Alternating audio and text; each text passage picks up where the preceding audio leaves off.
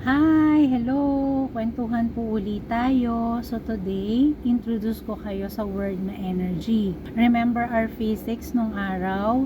Lahat ng nakikita natin, energy. Energy is all around us. Everything in the world is made of energy, including you and me.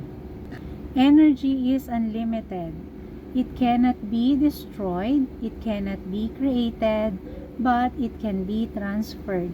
So in this particular video, energy natin, energy transmutation, yung paglipat ng energy sa isang tao to the other person.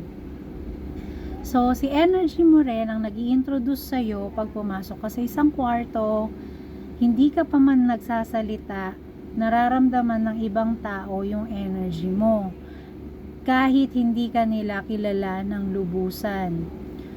So kung natatandaan ninyo or may na-encounter na kayo na ay magaan yung loob ko dito sa taong to kahit first time mo pa lang siyang nakausap or kakamit mo pa lang sa kanya, energy yon.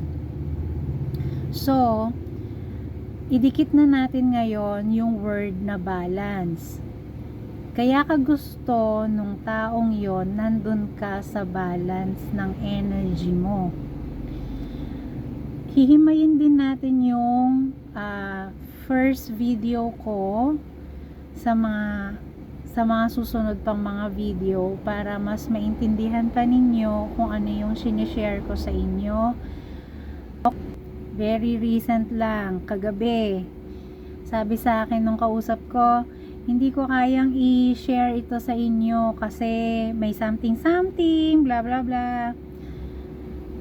So binalance ko yung energy ko. Sabi ko, bakit ako magpapadala sa mga reason niya na hindi ko to kayang i-share sa inyo kasi ako mismo dapat buong buo na. Kaya ko nga to sinishare para hindi mangyari sa inyo yung chaos na nangyari sa akin. Nanay na ako, 2 anak ko. Mahalin ninyo yung anak ninyo. Okay, one good example na ma-share ko sa inyo na very recent na ang laki ng ginawa ng na out of balance na energy. January, tumawag sa akin, kailangan ng pera. Sabi ko, February, bigyan kita ng pera. Nag-February, masaya akong ibibigay ang pera. Tumawag ako, binalita ako na ipapadala ko na yung pera. Dahil sa energy ng taong bibigyan ko ng pera, hindi maipadala ang pera. Ang daming, nandoon na ako, ipapadala ko na, ang daming aberya. Umuwi ako, nagpagpag ako, hinihila ko yung energy paangat, and yet, ayaw talaga ng pera ang lumipad papunta dun sa taong yun. Kasi yung energy niya, hinahabol niya yung pera. So gusto ko na i-share sa inyo to para lahat tayo umangat. Money, good health, and sabi nga ng kapatid ko kagabi, hindi ka pa perfect sa love. So bakit ko gagawing hindrance yung hindi ako perfect sa love?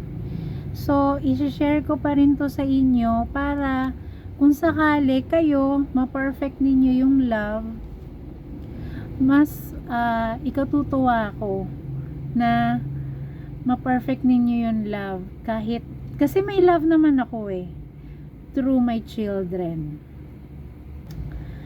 As we get along sa ating kwentuhan, sana may masave akong buhay. Kasi kaya ako ginagawa itong video na ito, may nagpakamatay dahil sa love. May nagpakamatay dahil sa money. May nagpakamatay dahil sa walang kwentang reason. So, hanggang sa muli nating pagkukwentuhan, ako ang ating ninyo. I love you.